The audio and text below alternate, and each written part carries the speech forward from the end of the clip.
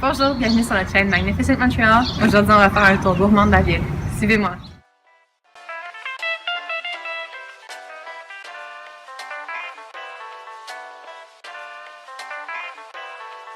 Débutez votre virée gourmande chez Saint-Viateur Bagel pour un bagel fraîchement sorti du four.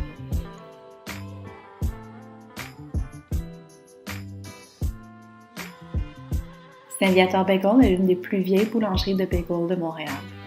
Depuis 60 ans, on y fabrique des bagels à la main et cuits au four à bois à la vue des clients.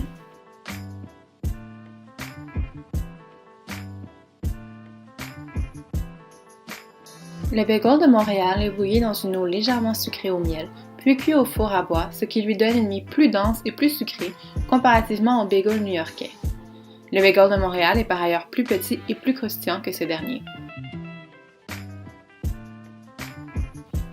Régalez-vous d'un bagel chaud, au sésame ou au pavot, les deux saveurs les plus populaires. Poursuivez votre parcours chez Schwartz pour un smoked meat typiquement montréalais. Tout comme le bagel, le smoked meat est dérivé de plats traditionnels juifs et témoigne de l'influence de la communauté juive sur la culture culinaire montréalaise. Fondé en 1928, Schwartz est aujourd'hui le délit le plus populaire de Montréal. Préparez-vous donc à faire la file si vous souhaitez goûter ces légendaires sandwichs. Pour dessert ou en collation, faites un arrêt à l'une des crèmeries les plus populaires de Montréal, Kemkoba. La crèmerie offre crème glacée artisanale et sorbets faits avec des ingrédients frais sans saveur artificielle. On y retrouve des saveurs originales d'inspiration vietnamienne telles que mangue coco, feuilles de pandan et fruits de la passion. On ne peut parler de la culture culinaire québécoise sans mentionner la poutine, un mets à base de frites, fromage en grains et sauce brune.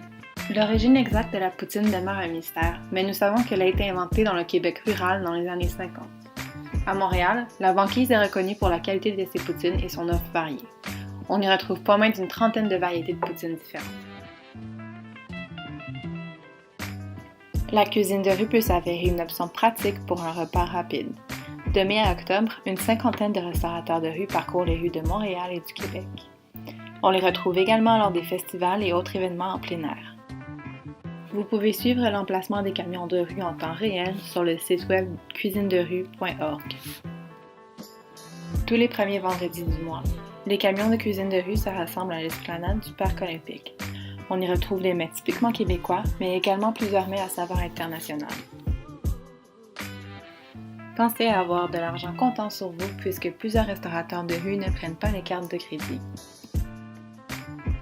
Alors, c'est ce qui conclut notre virée gourmande de la ville de Montréal. J'espère que ça vous a plu et que ça vous a inspiré à venir visiter par vous-même ce que la ville avait à vous offrir.